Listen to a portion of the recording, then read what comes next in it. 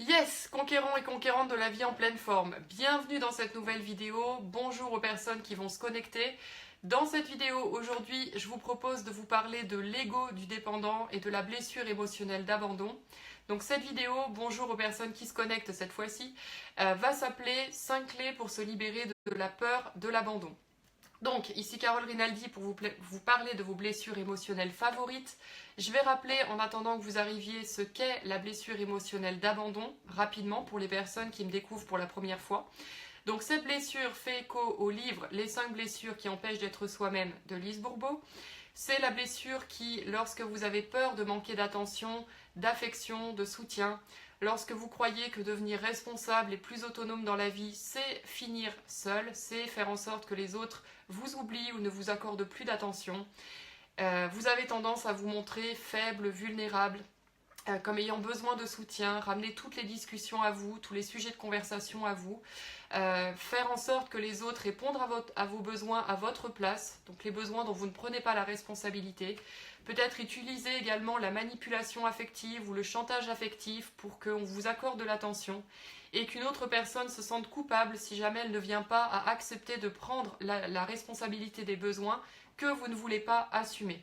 Donc au niveau de la morphologie, le corps se comporte comme la croyance de la personne, le corps manque de soutien, c'est une posture qui manque de tonicité, la peau parfois qui est plutôt flasque, la personne dans le miroir voit d'ailleurs exactement sa croyance, à savoir je ne suis pas assez tel que je suis. Bonjour à vous, donc on est parti pour répondre à cette question, j'espère que ça vous plaît. Si c'est le cas, n'hésitez pas avec les petits likes, les petits pouces ou partagez directement cette vidéo. Donc, la première clé pour vous aider à sortir de la peur de l'abandon et de la blessure émotionnelle d'abandon. En fait, il y aura 6 clés et pas 5. La première, c'est déjà, et les gens ne mettent pas de valeur là-dessus, de commencer à comprendre, reconnaître comment votre ego fonctionne. Parce que si vous êtes identifié à votre ego, c'est compliqué de savoir quand c'est vous, et c'est compliqué de savoir quand c'est une manifestation de votre peur. Donc la première chose, et c'est ce que je fais sur mes programmes avec mes clientes, c'est de prendre le temps de bien différencier, distinguer ces comportements et de savoir quand est-ce que j'agis par honte ou par angoisse d'être abandonné. C'est pas la même chose, c'est pas vous. Les gens ont tendance à confondre leur blessure émotionnelle et l'ego du dépendant avec qui ils sont. Non, c'est la partie de moi que j'exprime lorsque j'ai peur de manquer d'affection ou lorsque j'ai peur d'être abandonné. Donc la première clé officiellement. La première clé, c'est de remarquer les questions que vous vous posez quand vous êtes sous influence de l'ego du dépendant. Les questions, c'est quoi? C'est pourquoi moi? Comment faire en sorte que les autres ne m'abandonnent pas? Pourquoi les autres m'abandonnent? Et ces questions-là, elles ne vont vous mener qu'à une chose: renforcer les angoisses et les croyances limitantes de votre ego. Donc, il y a une vraie responsabilité dans l'ego du dépendant à prendre dans la part de son vocabulaire. Il ne se rend pas compte qu'avec les questions qu'il se pose, parce que ses perceptions sont entraînées dans le sens du manque et de la perte pour anticiper et se protéger, il ne se rend pas compte que de cette façon-là, il augmente lui-même ses propres angoisses et il fait lui-même chuter sa propre énergie. Donc, les questions à vous poser maintenant, et d'ailleurs ce que je fais, c'est que je fais porter à mes clientes un petit bracelet en élastique de cuisine, et donc je les invite à faire claquer le bracelet lorsqu'elles prennent conscience qu'elles sont en train de se poser ce type de questions, et de les remplacer par les questions suivantes. Comment je peux être présente pour moi maintenant? Comment je peux apprendre à combler mes besoins maintenant? Donc plutôt que de chercher à savoir comment les autres ne peuvent pas m'abandonner, qui font que je vais fusionner avec leurs attentes, je vais complètement m'oublier, me faire passer après les désirs d'autrui, et puis je vais bien leur reprocher aussi, parce que moi qui me sacrifie pour les autres, comment ça se fait qu'ils ne me rendent pas l'appareil? J'arrête ces trucs-là, et je commence à me dire comment là maintenant, je peux être présente pour moi-même. Il y a des challenges pour la blessure émotionnelle d'abandon. Le challenge, c'est qu'il a du bénéfice à ne pas respecter ses besoins. Les bénéfices, c'est quoi? Croire que quand je suis responsable et autonome, je vais être abandonnée. Donc, je préfère me faire sentir être vulnérable, faible, fragile aux yeux des autres pour avoir une bonne excuse de leur dire j'ai besoin de ton attention et de ton soutien. Donc, ça implique vraiment d'en avoir marre des comportements qui vous limitent. Deuxième clé importante, qu'est-ce que c'était? Je l'ai oublié. Mince, je l'ai noté, bougez pas. Alors, voilà, c'est bon, j'y suis. Alors, la deuxième chose, c'est d'évaluer le prix en conscience que vous payez. Vous allez me dire, qu'est-ce que je vous raconte? C'est très simple. L'ego du dépendant, il est là pour vous éviter de souffrir. Il est là dans la logique des choses pour vous protéger de revivre un abandon sous une forme réelle ou perçue. Donc ma question, c'est, est-ce que ça marche? Est-ce que quand vous faites passer pour une personne faible, vulnérable, fragile, que vous utilisez la manipulation affective, que vous utilisez les pleurs, la plainte, la victimisation, le fait de ramener toujours l'attention à vous, le fait d'utiliser la culpabilité quand les autres refusent de répondre aux besoins qui sont les vôtres, est-ce que ça fonctionne? Est-ce que de cette façon-là, vous vous êtes exposé à ne plus revivre d'abandon? La question, elle est importante parce que le prix que vous payez, il est quand même considérable vis-à-vis de vous-même. Vous êtes en train de vous oublier, oublier qui vous êtes, oublier vos rêves, oublier vos besoins pour fusionner avec les attentes d'autrui et faire en sorte de ne plus être abandonné. Donc le minimum que je vous souhaite, c'est quand même que ça fonctionne. Mais bien évidemment, ce qu'il en est réellement, c'est que plus on agit sous pression de la peur, plus on a tendance à s'attirer ce dont on a peur. Et ça, c'est un truc que j'ai mis longtemps à comprendre. Je me disais, mais quand on a peur de quelque chose, c'est obligé qu'on y pense. Donc ça me stressait de me dire je dois pas y penser. Mais c'est plus que d'y penser. Comment ça se passe? C'est que quand tu as peur d'être abandonné, qu'est-ce que tu fais? Tu t'accroches aux autres, physiquement. Tu es en dépendance affective. Tu fais tout pour répondre à leurs besoins. Tu n'oses même plus dire, toi, ce qui te plaît dans la vie. Donc tu te conformes. Et puis quand les autres ne veulent pas répondre à tes besoins, tu utilises la plainte ou une petite voix de victime, te faire sentir fragile. Et puis tu te rends pas compte que tu attires tout le temps l'attention à toi, que tu te sers des problèmes pour recevoir du soutien. Qu'est-ce que font les gens avec ça? C'est logique. Ton intention est bonne quand tu exprimes ces comportements. Tu veux t'éviter de souffrir. Mais qu'est-ce que font les gens à force cumul de ce type de comportement? Ils prennent leur distance. Donc, comment tu te sens? L'idée pour mettre un terme à ces comportements qui te sabotent, c'est d'imaginer comment tu vas te sentir, ou peut-être comment tu t'es déjà senti si tu l'as vécu, à revivre un abandon alors que tu as tout fait, soi-disant pour t'oublier, fusionner avec les attentes des autres et t'éviter de revivre cette situation. Je pense que c'est pas vraiment confortable et que ça t'aidera, malgré la peur de te retrouver seul, à respecter davantage tes besoins de l'instant présent et ne plus t'oublier pour les comportements d'autrui, les besoins d'autrui. Troisième clé, je regarde, je l'ai plus en tête. Alors, oui, ça aussi. Troisième clé, c'est de découvrir les désirs qui se cachent derrière vos peurs. Parce que, je l'ai dit, l'ego du dépendant a énormément un vocabulaire qui il est addict à l'angoisse et il a le vocabulaire qui va avec. Donc quand tu as peur, par exemple, si tu dis j'ai peur de la solitude, plutôt que de dire ça, encore une fois, tu fais claquer ton petit élastique et tu le transformes en j'ai le désir d'apprendre à être en contact sereinement avec mon intériorité. Ou j'ai le besoin, j'ai le désir d'apprendre à savourer les moments que je passe seule avec moi-même, rien que pour moi. C'est ok d'avoir peur de la solitude.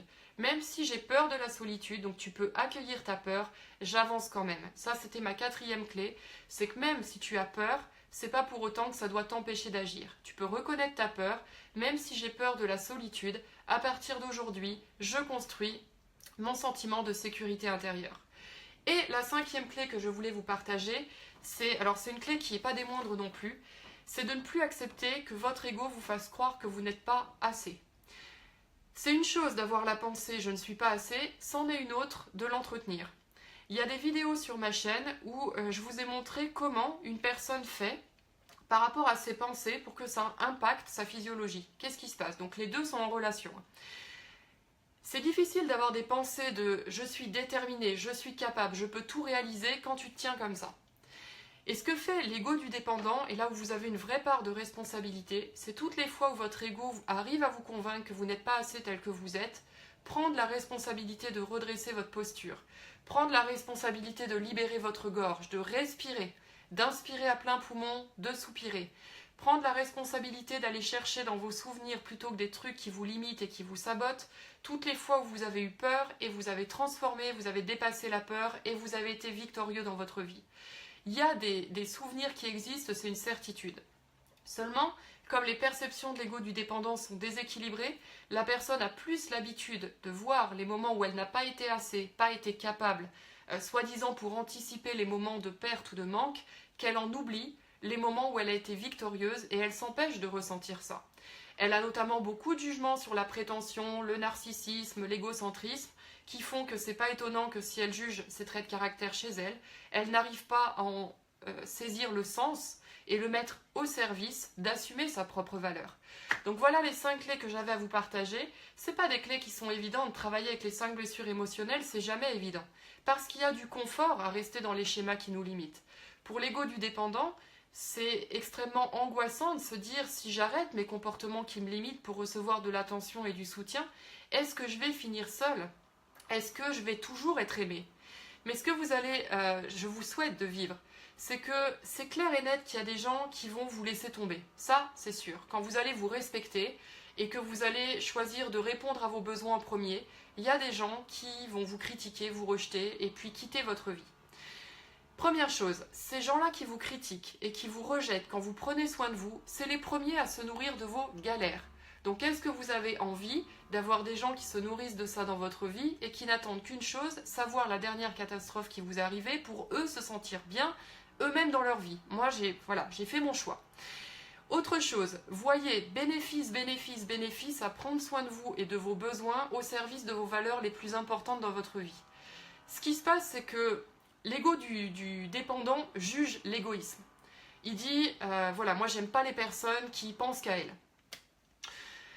Mon cher ego du dépendant, qu'est-ce que tu crois faire quand tu demandes à une personne de s'occuper de tes besoins dont tu ne veux pas prendre la responsabilité? Qu'est-ce que tu es en train de faire quand tu demandes à quelqu'un d'autre de prendre de son temps, de son énergie pour venir répondre à des besoins dont toi tu refuses de prendre la responsabilité? Est-ce que c'est pas une petite forme d'égoïsme ça quand même? Donc plutôt que d'aller juger l'égoïsme, vois en quoi prendre soin de tes besoins, prendre soin, les écouter maintenant, savoir ce qui te correspond maintenant, donc être présente pour toi et ne pas t'abandonner. Bénéfice, bénéfice, bénéfice au service des gens qui ont le plus de valeur dans ta vie. Parce que c'est eux les premiers qui vont en bénéficier. Plus tu vas accepter de poser des limites dans ta vie et peut-être prendre le rôle de méchant que tu rejettes chez les autres, ça veut dire arrêter de te conformer à des traits de caractère que tu juges être que sympathique, que gentil, que bisounours, pour aller accéder à ta puissance et parfois savoir dire non, parfois savoir poser des limites parce que ça ne t'honore pas, et voir que avoir ce courage-là, c'est en faire bénéficier les gens les plus importants de ta vie, toi-même en premier, les gens les plus importants de ta vie, et avoir l'énergie de nourrir les catégories de vie qui sont les plus importantes pour toi. Voilà ce que j'avais envie de vous partager, je vois que ça vous parle, c'est top. Je suis en plein là en ce moment dans la rédaction justement d'un article sur l'ego du dépendant, c'est pour ça que je fais cette vidéo aussi. Il y a des gens qui préfèrent avoir plutôt la vidéo à l'article, comme ça vous aurez les deux. Donc, fameux blog sur la blessure d'abandon, je le rappelle, www.blessureabandon.com. Ce sont des ressources qui sont entièrement mises à votre disposition gratuitement, tout comme cette vidéo. Donc si vous voulez la partager, c'est comme ça que je fais connaître mon travail et c'est surtout comme ça que j'essaie de mettre le temps que j'ai disponible à disposition des personnes que je souhaite profondément aider, du moins acquérir les bases sur ces blessures-là. Belle journée à tous, merci à vous de m'avoir suivi et partagez cette vidéo si elle vous a parlé. Ciao!